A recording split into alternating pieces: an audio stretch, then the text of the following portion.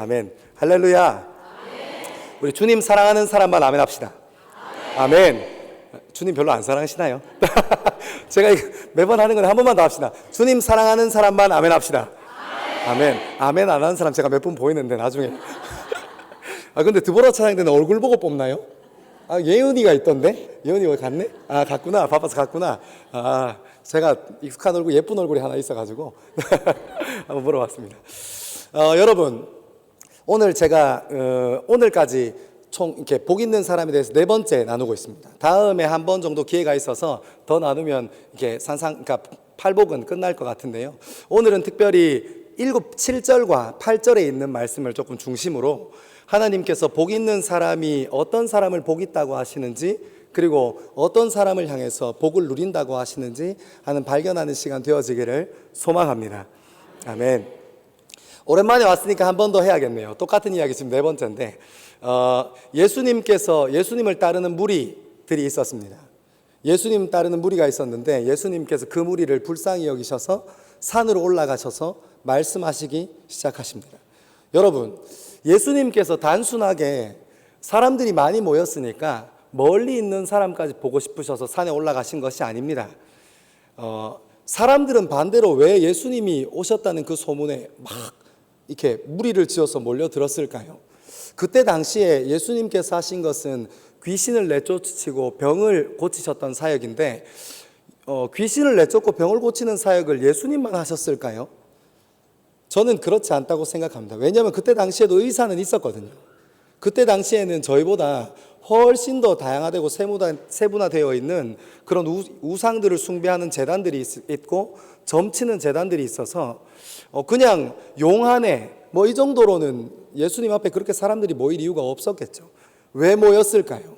예수님이 단순히 그때 당시에 유명인사라서 모여들었을까요? 아닙니다.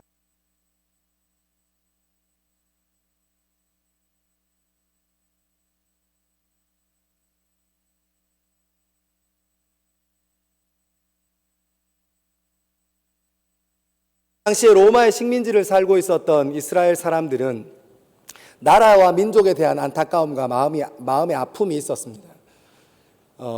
자기의 힘만 가지고는 어떻게 할 수 없고 자기 민족의 유대 민족의 힘만 가지고는 그 로마라는 강력한 군사력을 갖춘 나라에게 아무것도 반항할 수 없는 그런 시대에 메시아가 나타나셨습니다. 여러분, 그래서 예수님은 단순히 귀신을 내쫓고 병을 고치는 수준의 그런 메시아가 아니셨던 겁니다. 무리가 몰려들기 시작했습니다. 왜요?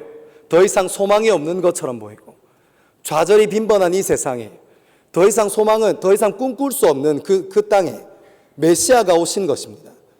단순히 병을 고치고 귀신을 쫓아서가 아니라 유대 사람들은 참된 메시아를 거기서 경험했기 때문입니다. 예수님께서 산 위로 올라가셨습니다. 산 위에서 이야기하기 시작하십니다. 그때 고대 근동 지방의 산은 신비한 장소였습니다. 구약의 증언에 따르면 시내산에 모세가 하나님 앞에 율법을 받으러 십계명 돌판을 받으러 올라갔을 때 어땠습니까? 구름이 자욱해서 장로들과 함께 올라가다가 장로님들은 거기까지, 그리고 모세가 주의 얼굴을 경험한 그런 곳이 산이지 않습니까? 신비한 일들이 일어나고 은혜가 직접 바로 부어지고 성경은 이렇게 표현합니다. 그의 얼굴을 비추사, 하나님의 얼굴이 드러워졌던 장소입니다. 그 장소에서 예수님께서 가르치기 시작하시는 겁니다. 이 세상을 일으킬 만한 이야기, 소망이 없고 꿈꿀 수 없고 좌절밖에 없는 그 세상에 하나님께서 이 세상에는 없던 것, 전혀 새로운 것, 사람의 생각으로는 미련하고 덜 떨어진 것들, 이 세상의 기준으로는 그 어떤 것도 수용할 수 없었던 것들, 세상에는 처음에도 없었고 여지껏 없었고 앞으로도 없을 그 말씀을 예수님께서 산에 올라가셔서 선포하시기 시작하시는 겁니다. 그래서 이 말씀을 들었던 1세기 유대인들의 마음이 어땠을까요? 팔복의 구문을 읽고 산상수훈의 예수님의 긴 가르침을 쭉 들으면서 어떤 마음을 들었을까요? 오늘날 저희가 사도신경 고백해서 신앙을 주님께 고백하는 것처럼 마태복음 공동체나 1세기 유대의 교인들은 이것들을 쭉 같이 따라 고백하면서 우리의 신앙의 고백으로 받아들였지 않았을까요? 그런 곳에서 예수님이 가르침이 시작되는 것입니다. 이제 서론은 여기까지 하겠습니다. 이제 다음. 저는 어릴 때 학창시절을 보낼 때 제가 어릴 때만 해도 휴대폰은 진짜 부잣집 아이들만 가지고 다녔습니다. 한 반에 한두 개 있으면 많이 있었어요. 여러분 혹시 기억하시는 분이 있을지 모르겠지만 제가 어릴 때 집에서 쓰던 컴퓨터는 486, 586 이런 세대 컴퓨터입니다. 그래서 지금처럼 막 요즘 애들이 컴퓨터 게임하는 것처럼 막 화려한 그래픽이 막 이렇게 돌아가고 이런 것 아니었어요. 그래서 저희들은 저희들끼리만의 놀 문화를 만들어냈습니다. 저희는 어릴 때 학교에 쉬는 시간이나 점심시간이 되면 장기판이랑 바둑판을 꺼내서 막 바둑을 두고 장기를 두고 했습니다. 그래서 그거 쉬는 시간에 치워놓다가 건드려서 판이 흩어지면 그 친구는 욕을 그렇게 먹었던 기억이 있습니다. 얼마나 먹었던지. 저희 담임 선생님이 바둑을 두셨는데 저희가 바둑을 두시는 거 보더니 저한테 이렇게 얘기하셨습니다. 15급 정도 두겠네. 여러분 바둑 아시는 사람들 있으시지만 15급은 급수가 아닙니다. 근데 여러분 그거 아셔야 됩니다. 15급끼리 만나서 바둑 두면 밤새입니다. 얼마나 재밌는지. 바둑을 못 두는 친구들이 조금 있어서 또 많은 경우에 장기를 뒀습니다. 여러분 제가 근데 장기를 몇 판 두다가요, 친구들과 함께 장기를 장이야 멍이야 하고 장기를 이렇게 몇 판 두다가 굉장히 놀라운 진실 하나를 발견하게 됩니다. 그게 뭐냐면, 여러분 제가 장기를 두려고 그 자리에 앉으면 제가 맨날 수가 모자라서 지는 친구가 있었어요. 이렇게도 둬보고 저렇게도 둬봤는데 계속 그 친구한테는 수가 짧아서 제가 매일 졌습니다. 그런데 놀라운 사실은 제가 그 친구랑 두지 않고 그 친구가 다른 사람이랑 장기를 둘 때 제가 옆에서 이렇게 쳐다보고 있으면 수가 보여요. 수가 보입니다. 심지어는 제가 보는 수를 저한테 매번 이기는 그 친구가 못 봐요. 할렐루야. 그렇게 해서 제가 그 친구랑 다시 막 마음을 막 다 잡고 이렇게 해서 장기를 두면 그 매번 지던 친구랑 장기를 둬서 제가 장기를 이긴 적이 있을까요? 없을까요? 없습니다. 어떻게 아시죠? 다들 경험 있으신가? 여러분 옆에서 지그시 바라보면 수가 보입니다. 신기하게 보입니다. 옆에서 이렇게 훈수 뜨고 있으면 막 보입니다. 왜 그럴까요? 제가 이해했어요. 욕심 때문입니다. 내가 장기판에 상대와 앉아서 경기를 시작하는 순간 거기에는 승패가 걸린 문제인 겁니다. 사람은 본능적으로 승리를 향해서 뛰어가거든요. 저는 제가 장기를 두면서 한 번도 그래 져줄 테니까 한번 해봐 이런 사람이 없었습니다. 도리어 그렇게 하면 화가 났죠. 이제 너무 나를 깔보네 이렇게 화가 났죠.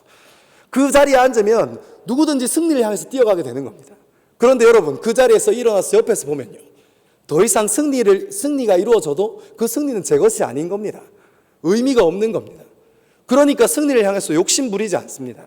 저는 어릴 때 장기를 두면서 어른들이 말씀하셨던 욕심에 눈이 먼다라는 말을 정확하게 배우고 익혔습니다. 아, 이 말씀이구나. 눈을 뜨고 있다고 눈이 그러니까 눈이 꼭 보이는 것이 아니더라고요. 욕심이 눈을 가리우면 보지 못하는 것이 있습니다. 여러분, 우리 인생도 마찬가지 아니겠습니까? 우리 자녀의 인생에 대해서 훈계하고 우리 옆에 있는 사람의 신앙의 태도와 신앙의 모습을 훈계할 때는 저희의 입은 청산유수입니다. 다다다다다다다다다. 옆에 앞에 앉아 있는 사람이 기분 나쁜지 기분 안 나쁜지 그것도 모릅니다. 한참 얘기하다가 정신 차리고 나면 다시는 그분과 볼 수 없겠다 그런 생각이 들 때가 있습니다. 남에 대해서 이야기할 때, 남에 대해서 훈계할 때는 진짜로 청산유수입니다. 너무너무 입 바른 소리를 잘합니다. 들어보면 또 틀린 말도 없어서 뭐라고 딱히 듣는 사람이 네가 나한테 이럴 수 있어 이렇게 얘기도 못합니다. 한참 듣고 있습니다. 근데 여러분 그 문제가 저희 문제면요, 이건 심각해집니다. 남 이야기할 때는 그냥 딱 보고 분석해서 머리 가슴 배 딱딱딱 이렇게 해서 바로 나가는데 저희 삶의 문제에 딱 부딪히면 이게 고민을 해도 어찌 그렇게 잠을 자야 되는데 잠은 안 오는지, 이게 저희 자녀의 문제가 되면 이 남의 자녀는 학원 보내서 공부 열심히 시키면 되지, 기름치고 쪼이고 이렇게 하면 되지. 근데 이게 제 자식의 문제가 되면 쉽지 않습니다. 얘가 누구를 닮았나? 지혜비를 닮았지 뭐 이렇게 아빠가 없는 곳에서 뭐 그렇게 해요. 엄마가 없는 곳에서는 괜찮다 너희 엄마 그랬을 거다 이렇게 하면서 이렇게, 그런 것이 우리의 모습 아닙니까? 여러분 우리 인생의 문제에도 여전히 욕심이 우리의 눈을 가리운 경우가 있습니다. 여러분 말씀 같이 한번 찾아보고 싶은데요, 야고보서 1장, 지금 여기 본문 말씀을 딱 끼워 놓으시고 야고보서 1장으로 한번 가보시겠습니까? 제가 가진 성경 신약 성경 371면에 있습니다. 야고보서 1장 15절 말씀입니다. 제가 가진 성경 371면에 있습니다. 신약성경. 야고보서 1장 15절 말씀. 네. 찾으셨으면 함께 읽겠습니다. 시작. 욕심이 잉태한즉 죄를 낳고 죄가 장성한즉 사망을 낳으니라. 아멘. 여러분 다시 우리 오늘 보셨던 말씀으로 돌아가서 8절 말씀 같이 한번 읽어보겠습니다. 8절 말씀입니다. 시작. 마음이 청결한 자는 아멘. 여러분 우리 삶의 어디에라도 우리가 욕심 부리고 고집 부리고 집착하는 문제가 있습니다. 우리가 고집 부리고 우리가 욕심 부리는 것이 우리 삶 가운데 곳곳에 있습니다. 여러분 그래서 그 욕심이 잉태해서 죄를 낳는 것입니다. 그 죄가 우리 마음 가운데 거하면 오늘 팔복에서 얘기하셨던 것처럼 마음이 청결한 자는 복이 있어서 하나님을 본다고 했는데 우리 마음 가운데 청결하지 않고 죄가 이곳저곳 우리 삶의 고집이 이곳저곳 욕심이 이곳저곳 있으니까 우리가 하나님을 보지 못하는 것입니다. 제가 한 군데 더 들어서 증언할 수 있습니다. 여러분 제가 말씀 묵상하다가 요즘 청년들이랑 같이 요한복음 말씀을 쭉 묵상하고 있는데요. 요한복음 3장 5절에 이런 구절이 있습니다. 3장에 보면 니고데모가 밤에 예수님을 찾아와서 예수님과 담화를 나누는 내용인데요. 그 중에 일부 이런 구절이 있습니다.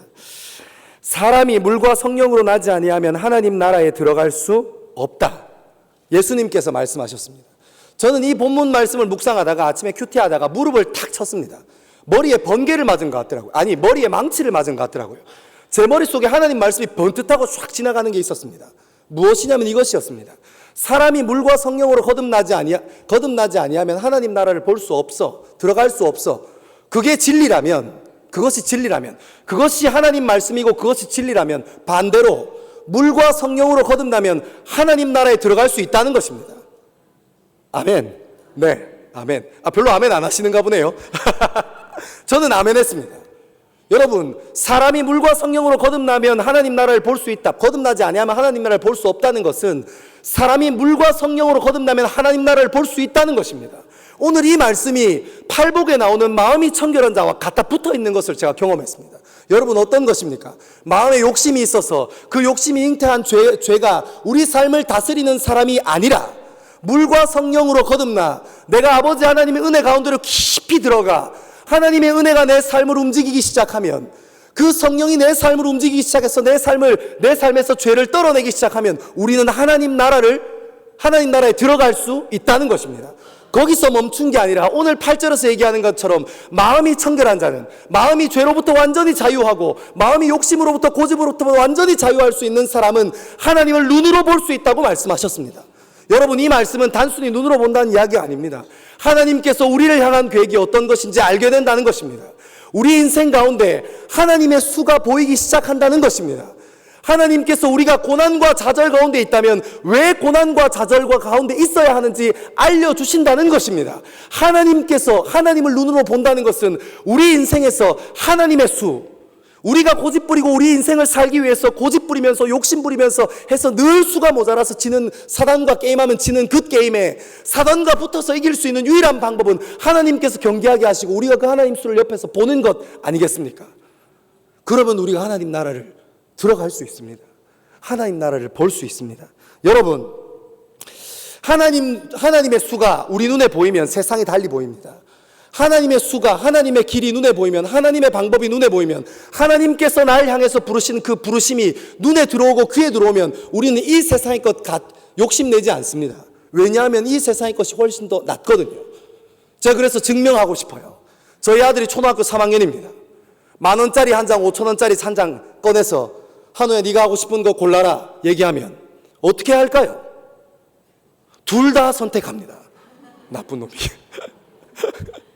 그래서 꼭 단서를 달아줘야 됩니다. 10,000원짜리 하나, 5,000원짜리 하나만 고르라면 무엇을 선택할까요? 만약에 우리 초등학교 3학년짜리 한우가 5,000원짜리를 선택했다. 그럼 제가 이 친구를 어디 중학교에 보내야 될지 굉장히 고민할 겁니다. 와 이거 사람 구실을 하겠나 막 싶고 막. 얼마나 그것이 고민이 되고 짐이 되겠습니까? 여러분 5,000원짜리와 10,000원짜리 중에 둘 중에 하나를 고르라 하면 사람은 2번, 3번 생각할 것도 없습니다. 그냥 10,000원짜리를 고르는 겁니다. 왜요? 5,000원짜리의 가치보다 10,000원짜리의 가치가 훨씬 뛰어난 걸 알기 때문입니다. 여러분, 마음이 깨끗하여 하나님의 수가, 마음이 깨끗하여 하나님이 우리 삶 가운데 보이기 시작하는 사람은 우리 삶 가운데 놓여져 있는 눈앞에 보이는 이익 때문에 고집 부리지 않습니다. 우리 자존심 앞에 그 자존심 하나 때문에 욕심 부리고 고집 부리지 않습니다. 왜냐하면 하나님의 수가 우리 삶에 눈에 보이거든요. 왜 자존심으로 자기 고집 부립니까? 그럴 이유가 없는데, 하나님께서 예비하신 길이 눈에 보이는데 왜 굳이 그렇게 고집 부리겠습니까? 그럴 필요가 없는 것입니다. 마음이 깨끗한 사람은 하나님 나라를 볼 것입니다. 아멘. 저도 진짜 아멘 했습니다. 여러분, 적용해야죠. 여러분, 제가 생각했어요.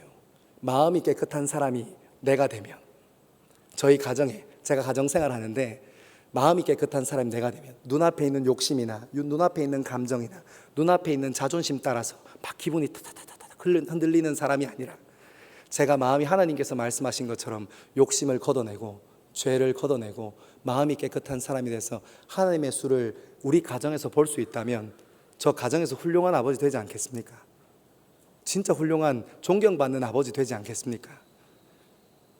제가 목회자로 사는데 제가 섬기는 청년 공동체에서 제가 눈앞에 있는 내 자존심과 눈앞에 있는 제 감정과 눈앞에 있는 내 이익에 막 쫓아다니고 거기에 매여 살지 않고 청년들 앞에서 하나님께서 말씀하신 것처럼 욕심을 비워내고 죄를 비워내고 하나님의 마음이 내 삶 가운데 가득 차서 하나님의 수가 제가 청년 사역하는데 눈에 보이기 시작한다면 제가 저희 청년들에게 존경받는 목회자 되지 않겠습니까? 여러분, 욕심 안 나세요? 저는 욕심 나는데요. 저는 그렇게 살고 싶어요. 그냥 눈앞에 감정 쏟아지고 왔다 갔다 하고 눈앞에 이익 몇 개 왔다 갔다 하고 그거 욕심내면서 쫓아다니는 거 사는 것보다 저는 가정에서 진짜 존경받고 훌륭한 아버지 대우받고 싶어요. 저는 목회자로 살면서 뭐 휘황찬란하고 영광스러운 것 누릴 마음도 없지만 저랑 함께 삶으로 뒹굴면서 함께 웃고 우는 저희 청년들이 제 삶을 보면서 훌륭한 목회자 만났다면 그건 욕심이 나더라고요. 여러분, 하나님을 눈으로 보는 사람은 이 세상에 작은 것에 욕심 부리지 않습니다. 저는 그것이 욕심이 나요. 그렇게 세워지는 저와 여러분 되기를 소망합니다. 죄송합니다. 두 번째는 조금 무거운 주제입니다. 조금 무거운 주제라서 제가 7절, 8절 순서대로 하지 않고 8절, 7절 거꾸로 진행하려고 합니다. 두 번째는 긍휼입니다. 긍휼이 여기는 자는 복이 있나니 긍휼함을 받을 것이며, 굉장히 간단한 메시지입니다. 여러분, 그래서 제가 이 말씀을 묵상하고 준비하면서 고민했습니다. 도대체 긍휼이 뭐지? 그냥 불쌍히 여기는 건가? 생각했습니다. 근데 그쯤 가서 생각할 때 저는 제 마음속에 좀 엉뚱한 생각이 들었습니다. 아니, 그게 아니네. 하나님께서 우리에게 하시는 것이 긍휼이네 생각이 탁 들더라고요. 그래서 제가 이 긍휼을 육하 원칙으로 한번 정리해 봤습니다. 누가 했을까요? 하나님께서. 언제? 로마서의 증언에 따르면 5장 8절의 증언에 따르면 우리가 아직 죄인 되었을 때에, 어디서? 십자가의 자리에서 무엇을? 죄인으로 살아갈 수밖에 없는 우리의 인생의 왕이 우리의 자존심, 우리의 인생의 왕이 우리 스스로인 줄 알고 죽음을 향하여 뛰어가는 우리들을 어떻게 불쌍히 여겼었습니다. 오늘 하나님 말 본문에 얘기하는 것처럼 긍휼히 여기셨습니다. 사랑하셨습니다. 그리고 스스로 죄를 감당하셨습니다. 왜? 이게 되게 중요하더라고요. 왜? 은혜 안에 살게 하시려고요. 여러분, 이 은혜 안에 산다는 말이 굉장히 포괄적인 의미를 가지고 있는데 전 여러분에게 한 가지만 좀 소개하고 가고 싶습니다. 제가 다음 세대 사역을 하다 보니까 애들이 막 야생에서 뛰는 들소들 아시죠? 우기가 되거나 건기가 되어서 물을 찾아서 이동해야 되는데 어떤 큰 강이 놓여져 있습니다. 거기는 악어가 막 살고 있어요. 그러면 선두에 서 있는 들소 한 마리가 물가를 향해서 막 뛰어가기 시작합니다. 그러면 뒤에 있는 들소도 앞에서 뛰는 것 같다면서 같이 막 뛰어가기 시작합니다. 중간이나 뒤쯤 있는 애들은 왜 뛰어가는지 모르고 같이 막 뛰어가기 시작합니다. 막 뛰다 보면 뭐 어떻게 뛰다 보면 강물을 넘어가 있는 그런 놀라운 역사가, 그 중간에서 이제 힘없고 조금 약한 들소들은 이렇게 중간에 악어한테 잡아먹히기도 하고 그런 일들을 경험합니다. 제가 섬기는 다음 세대 아이들이 그렇더라고요. 자기가 얼마나 귀한지도 잘 몰라요. 자기의 부르심이 어디에 있는지도 잘 몰라요. 자기가 얼마나 존귀한 사람인지도 잘 몰라요. 자기를 향해서 하나님께서 계획을 가지고 계신다는 것도 잘 몰라요. 그냥 옆에 아이들이 들쏘 뛰어가듯이 뛰어가니까 나도 그냥 같이 막 뛰어가는 거예요. 어디를 향해서요? 세상이 그어놓은 기준이 있거든요. 무슨 이름 있는 대학, 무슨 이름 있는 직장, 이렇게 사람들이 세상에 이렇게 선을 그어놨어요. 그래서 그냥 그것만 향해서 뛰어가는 겁니다. 그리고 그 사람 스스로, 제가 섬기는 다음 세대들이 스스로 실패했다고 여길 때가 언젠지 아십니까? 내 친구가 좋은 대학교 갔는데 나는 좋은 대학교 가지 못했을 때, 내 친구가 대기업에 취직했는데 나는 취직하지 못했을 때, 그러니까 자기의 삶의 기준이 어디에 있는 거예요? 자기에게 있는 게 아니고 바깥에 있는 겁니다. 그런 사람은 영원히 행복할 수 없습니다. 자기의 행복의 기준이 자기 안에 있어야지, 자기의 존재 가치와 부르심이 자기 안에 있어야지. 그런 사람이 대기업 안에 들어가면 누가 눈에 들어오냐면 자기보다 벌써 앞서서 부장 달고 임원 달고 있는 사람이 눈에 들어옵니다. 그 사람은 영원히 행복할 수 없습니다. 왜냐하면 다른 사람이 자기 행복을 다 그어놨거든요. 여기에 이름은 행복한 거야, 여기에 이름은 행복하지 못한 거야, 이렇게 다 그어놨거든요. 그렇게 살아가는 겁니다. 여러분, 저는 그래서 이 은혜 안에 산다, 하나님께서 우리를 긍휼히 여기셨고 왜 긍휼히 여기셨냐 할 때 은혜 안에 살도록 하기 위해서 할 때 이 은혜에 저는 이렇게 적었습니다. 자기를 잃어버리고 남들처럼 살려고 하던 나를 하나님께서 나를 향한 계획이 있는 곳으로, 하나님께서 나를 부르신 장소로 내 삶을 인도하시는 것. 시편 23편에 나오죠. 여호와는 나의 목자시니 내가 부족함이 없으리로다. 그가 나를 쉴만한 물가로 인도하시는도다. 나를 정말 나답게 살 수 있도록 하는 겁니다. 내가 이 땅에 한 번 사는데, 나에게 이 땅에서 젊음이 딱 한 번 주어지는데, 그 한 번 주어지는 젊음, 딱 한 번 주어지는 인생을 정말로 하나님께서 계획하신 나답게 살아가는 것. 그것이 하나님께서 우리를 사랑하신 이유 아니겠습니까?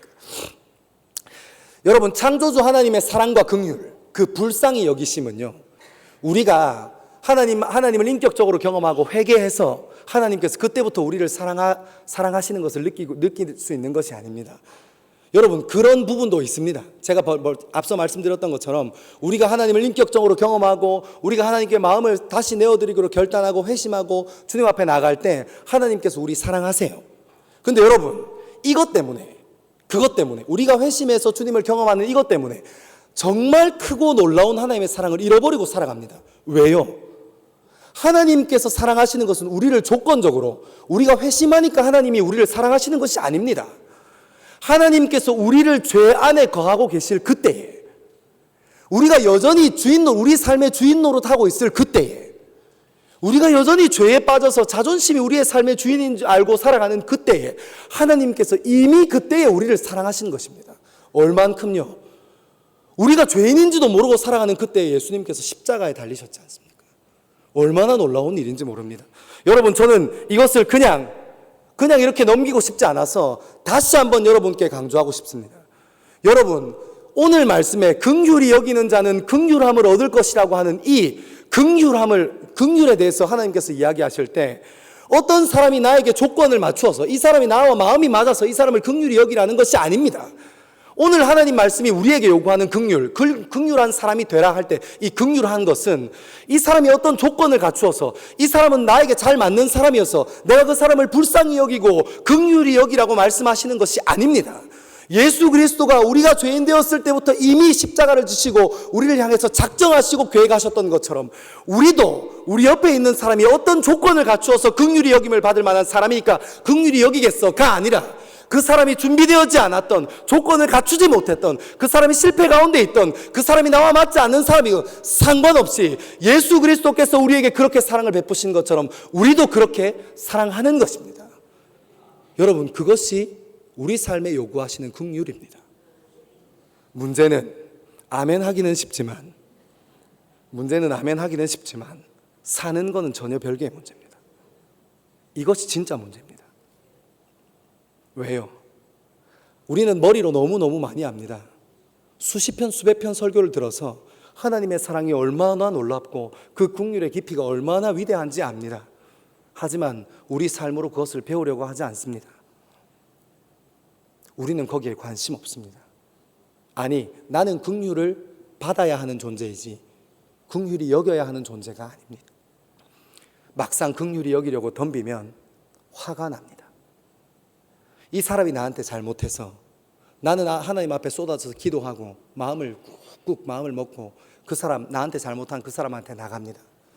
그 사람 앞에 나가서 예수님께서 우리에게 말씀하시는 것처럼 긍휼한 사람이 되려고 그 사람 앞에서 긍휼을 쏟아놓습니다. 근데 그 사람의 태도는 어떻습니까? 완전 전입가경입니다. 더합니다. 더해. 당연하지. 네가 내한테 이렇게 하는 건 당연하지. 네가 받은 상처는 네가 이겨내야지. 그러니까 우리는 두 번 다시 하기 싫습니다. 여러분, 근데 그때 기억하셔야 합니다. 그때 누가 우리 삶의 주인입니까? 그렇게 말도 안 되는 상황 앞에서 우리는 그것을 보아야 합니다. 이 사람은 합리적이지 않은 사람이구나. 이 사람은 대먹지 않은 사람이구나. 그것을 보시면 안 됩니다.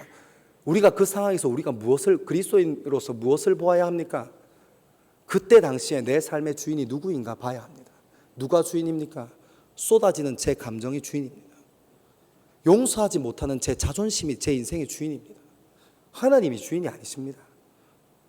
그러면서 저희는 예수님의 사랑에 대해서 청산유수로 얘기할 수 있습니다. 여러분, 문제는 이것이 문제입니다. 그래서 우리 가정의 긍휼을 잃어버렸습니다. 여러분, 제가 청년들 만나면서 다음 세대 사역하면서 아이들의 가정 이야기를 가끔 들을 때 있습니다. 여러분, 혹시 백화점에 가면 디스플레이 되어 있는 마네킹에 멋진 옷을 입혀놓은 것 보셨나요? 너무너무 아름답습니다. 제가 보기에는 세상에 그런 몸매를 가진 사람은 몇 없습니다. 제가 보기엔 그 옷은 입으려고 만든 게 아니고 전시하려고 만든 것 같은 때가 있습니다. 근데 여러분, 너무너무 보기에는 좋습니다. 그것이 우리가 살아가는 가정의 현 주소입니다. 부부가 부부 생활하면서 겉은 너무너무 멀쩡합니다. 바깥에 나오면 서로를 존중하는 것 같고 서로를 배려하는 것 같지만 벌써 자녀를 키우고 한 1, 20년, 20, 30년 결혼 생활 하신 분들은 마음이 무너져서 포기하고 사시는 분이 너무 많습니다. 여러분, 부모의 때는 그 백화점의 디스플레이에 걸려있는 마네킹과 옷처럼 부모의 때는 어쩌면 숨기고 속이고 살 수 있을지 모릅니다. 문제는 자녀들 때에서 다 터집니다. 골마 있던 것이 터집니다. 그 아픈 것들이 터집니다. 다음 세대 아이들은 절규합니다. 너무너무 아픈 것들을 마음에 달고 삽니다. 여러분, 정말로 다음에 기회가 있으시면 다음 세대 사역하는 현장에 한번 오셔서 헌신하시고 한번 봉사해 보십시오. 이 문제는 정말로 심각한 문제입니다. 우리 삶에 긍휼이 없습니다. 그리고 제가 이 얘기는 좀 불편하지만 꼭 해야겠네요. 문제는 세상만 그런 것이 아니라 우리가 있는 교회 안에도 여전히 긍휼이 없다는 겁니다. 교회 안에서 만나는 다음 세대 아이들 가정도 많이 무너져 있다는 것입니다. 부부가 서로의 이야기만 합니다. 남편은 남편 이야기만 합니다. 아내는 아내 이야기만 합니다. 그것을 보고 자란 자녀는요, 사춘기에 자기 이야기만 합니다. 그렇게 다 무너져 버렸습니다. 우리는 그리스도인이라고 얘기하고 예수의 사랑을 닮아가는 사람이라고 이야기하면서 우리 삶 가운데 긍휼을 잃어버렸습니다. 여러분, 다시 회복해야 합니다. 다시 한번 그리스도의 긍휼이 우리 삶 가운데 회복되어야 합니다. 여러분, 하나님께서 어떻게 하셨는가 하고 말씀을 정리하고 싶습니다. 예수님께서 어떻게 하셨습니까? 그 긍휼을 이루어내시기 위해서 예수님이 어떻게 하셨습니까? 우리는 감정에 쏟아지고 우리는 자존심에 쏟아지는 그때에 예수님은 어떻게 하셨습니까? 예수님은 긍휼을 이루시기 위해서 원수들의 한복판에 서셨습니다. 비난하는 자들의 비난을 온몸으로 받으셨고 조롱하는 자의 조롱을 온몸으로 받으셨습니다. 원수들을 향해서 힘으로 찍어 누르려고 했으면 천사들을 불러서 찍어 누를 수 있으신 분이었지만 그 원수들의 비난과 조롱 앞에서 묵묵히 그 자리를 지키셨습니다. 예수 그리스도 당신은 정말로 감정에 휘둘리는 사람이 아니었고 자존심에 휘둘리는 사람이 아니었고 그 원수들 가운데에서, 비난과 조롱들 가운데에서, 그 비아냥거림 가운데에서 지켜내시고 이루어내신 것은 그리스도의 사랑과 오늘 우리가 팔복에 대하면서 마주하는 긍휼입니다. 오늘 말씀이 우리에게 던지는 긍휼입니다. 감정에 쏟아지기 쉬운 우리에게 던지는 것은 긍휼입니다. 아내를 정말 사랑하지 못하는 그 사람에게, 그런 남편에게 던지는 긍휼입니다. 남편을 더 이상 신뢰하지 못하는 아내에게 던지는 예수 그리스도의 긍휼입니다. 예수님께서 자기는 그렇게 안 하시고 우리에게만 던지신 것 아니라 예수 그리스도는 그것을 성취하기 위해서 온 몸으로 원수들의 복판에서 그것을 버텨내셨습니다. 그러면 우리도 버텨내야죠. 그러면 우리도 포기하지 말고 버텨내야죠. 또 섬기고 하나님께서 그렇게 하셨으니까, 내 삶의 주인은 하나님이니까 변하지 않는 남편 앞에서, 변하지 않는 아내 앞에서, 변하지 않는 자식 앞에서 마음이 무너지고 또 무너지고 또 무너지고 그런 상황에 있어서 남 탓하고 남편 탓하고 아내 탓하지 마시고, 거기서 내 감정이 쏟아지는 것을 보면 내 삶의 주인이 아직도 하나님이 아니시구나 알고 거기서 하나님 찾으셔야죠. 가끔씩 어른들이 저한테 그런 얘기 하시더라고요. 목회는 장거리니까 멀리 보고 천천히 뛰어야 해. 제가 되게 급하게, 저는 이제 전임 사역 처음 시작하는 거니까 막 급하게 뛰어가나 봅니다. 저에게 그런 얘기해 주시면 제 마음이 참 위로가 됩니다. 감사합니다. 저 같은 사람이 뭐라고, 다른 사람들은 더 열심히 하지 할 때 좀 천천히 가도 된다 이렇게 얘기해 주시는 분이 있어서 너무너무 감사합니다. 여러분, 그게 제 삶의 긍휼이더라고요. 그것이 제 삶의 긍휼이더라고요. 저희 교회에 부교육자로 섬기는 이창민 목사님, 박진호 목사님, 오늘 사임하셨지만 최점숙 전사님, 저같이 어리고 부족한 사람 같이 관계하시고 이렇게 얼마나 되고 힘들겠습니까? 저는 그분들 같이 섬기고 같이 동역하면서 오늘 하나님께서 말씀하시는 긍휼히 여기는 자는 복이 있나니 긍휼함을 받을 것이며, 저보다 먼저 긍휼함을 경험하셨던 목사님들, 저보다 먼저 긍휼함을 경험하셨던 전사님, 그 통해서 어린 제가 하나님 앞에 한번 붙어 있어 보려고 발버둥 치는 제가 긍휼함을 누리고 있더라고요. 여러분, 욕심 안 나세요? 저는 욕심 나는데요. 저는 욕심 나는데요. 언젠가 제가 나이가 들어서 저와 같은 길을 걷고 있는 젊음에게, 우리와 같은 길을 걸어가는 젊음에게 수고 많다, 때로는 넘어질 때도 있어야지, 실패할 때도 있어야지, 그렇다고 좌절하고 낭망하지 마, 그렇게 어른 되는 거야, 그렇게 한마디 저한테 제가 누군가에게 던져줄 수 있다면 그 사람도 오늘 팔복의 말씀을 보면서 하나님 말씀이 살았네 얘기하지 않을까요? 여러분, 저와 여러분, 하나님께서 이야기하신 8가지 복을 정말로 눈으로 알고 머리로 정보로 아는 사람 아니라 진짜 그것을 누리는 사람 되어지기를 소망합니다. 아멘. 기도하겠습니다.